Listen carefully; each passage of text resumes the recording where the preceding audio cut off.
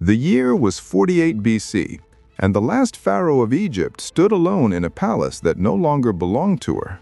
Cleopatra VII was 21 years old when her own brother, a child king controlled by corrupt advisors, drove her from the throne of the Ptolemies.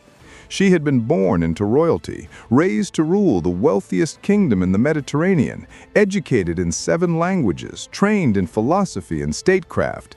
And yet, here she was, fleeing into the desert with nothing but a handful of loyal followers and a burning determination that refused to die.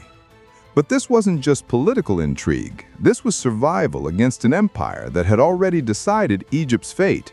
Rome, the unstoppable military machine that had conquered Gaul, crushed Carthage, and subjugated Greece, was circling like a vulture. Egypt was the last great prize, the final independent power in a world that Rome intended to own completely. And Cleopatra? She was just a deposed queen with no army, no allies, and no apparent way to reclaim what was rightfully hers.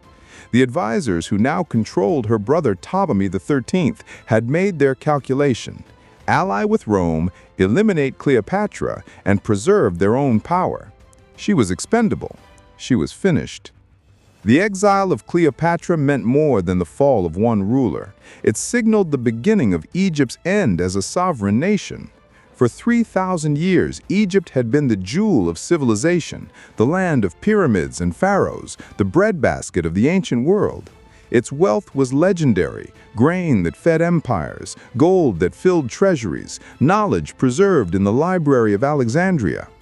But now, as Cleopatra wandered the eastern desert gathering what forces she could, Egypt teetered on the edge of becoming just another Roman province. The consequences rippled across the Mediterranean. If Egypt fell without resistance, Rome would control the entire known world. There would be no counterbalance, no independent power to check Roman expansion. The cultural heritage of the Ptolemies, that unique fusion of Greek philosophy and Egyptian mysticism, would be extinguished. The identity of an entire civilization hung in the balance, and the only thing standing between Egypt and annexation was a young woman who had been cast out of her own palace. But Cleopatra possessed something more dangerous than armies. She possessed intelligence that bordered on genius and charisma that could bend history itself.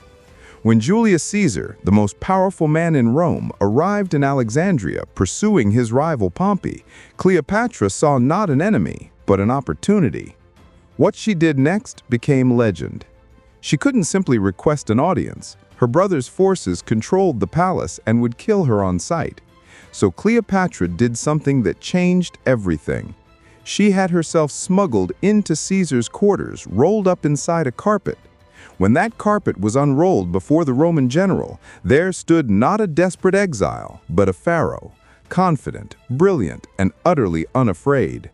In that single moment of audacious creativity, Cleopatra transformed from a powerless refugee into a player on the world stage. What followed was a masterclass in strategic brilliance and political theater. Cleopatra didn't just seduce Caesar with beauty, though ancient sources confirm she was more intellectually captivating than physically perfect. She seduced him with vision. She spoke to him in Latin, a courtesy few rulers bothered with. She discussed philosophy, military strategy, and the governance of empires. She made Caesar see her not as a conquered subject, but as an equal, as someone whose intelligence and ambition matched his own. When her brother's forces laid siege to the palace, Cleopatra didn't cower. She stood beside Caesar as Alexandria burned during the war that followed. The great library, symbol of human knowledge, caught fire during the fighting. Ships burned in the harbor. But Cleopatra held firm. She had gambled everything on this alliance, and she refused to fold. The war turned. Caesar's tactical genius, combined with Cleopatra's knowledge of Egyptian terrain and politics, proved unstoppable. Her brother Ptolemy drowned fleeing across the Nile. The corrupt advisors who had stolen her throne were eliminated, and when the smoke cleared, Cleopatra wasn't just restored. She had become something unprecedented, an Egyptian pharaoh with the backing of Rome's greatest general. But she didn't stop there. When Caesar returned to Rome, Cleopatra followed. pregnant with his child. She established herself in Caesar's villa across the Tiber, entertaining Roman senators, displaying Egyptian wealth and culture. She was declaring that Egypt would not be absorbed quietly, that pharaonic civilization still had power and relevance. She was rewriting the rules of how conquered peoples related to their conquerors. Then came the Ides of March, 44 BC. Caesar was assassinated, and Rome collapsed into civil war. Cleopatra could have fled back to Egypt, content with having secured her throne. Instead, she made the boldest gamble of her life. When Mark Antony, one of Caesar's heirs, summoned her to Tarsus to answer questions about her loyalty, Cleopatra arrived not as a subordinate explaining herself. She arrived as a goddess. Her barge was gilded, its purple sails perfumed. She reclined beneath a canopy of gold cloth, dressed as Aphrodite, while attendants dressed as sea nymphs worked silver oars. Musicians played, incense burned. It was political theater, raised to the level of divine spectacle. Antony had summoned a subject. What arrived was a vision of power and majesty that left him speechless. That night at the banquet Cleopatra hosted, she made Antony an offer. Together, they could reshape the Mediterranean world, not as master and subject, but as partners, ruling a new kind of empire, one that blended Roman military might with Egyptian wealth and Eastern culture. It was a vision of what the world could become if civilizations merged rather than one simply conquering another. For more than a decade, that vision nearly succeeded. Cleopatra and Antony ruled the Eastern Mediterranean as co-monarchs. They had children together. They challenged Octavian, Caesar's heir and future emperor, Augustus, for control of Rome itself.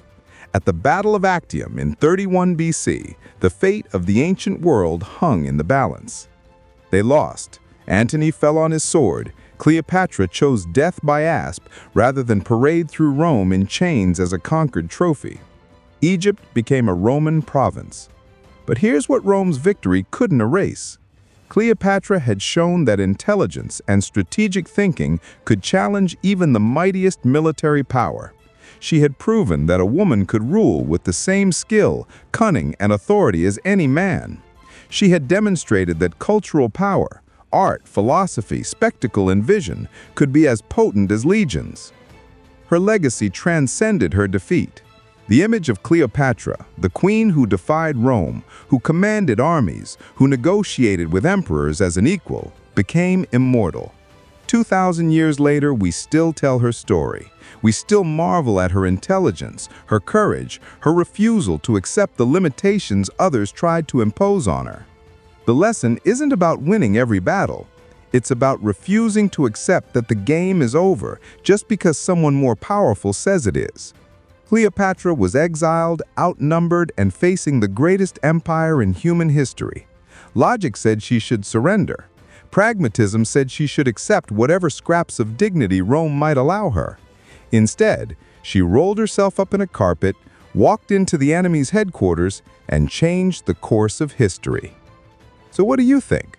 Was Cleopatra a brilliant strategist or someone who simply got lucky with powerful allies? Could her vision of a merged Greco-Roman Egyptian world have succeeded, or was Rome's total domination inevitable?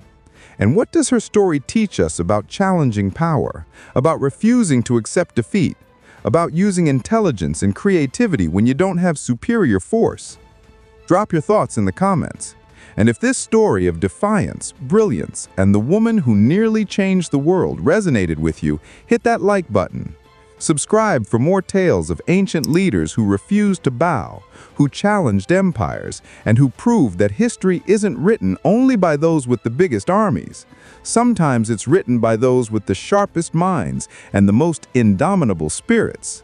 Because Cleopatra's echo still rings through time, reminding us that true power comes from refusing to accept someone else's definition of possible.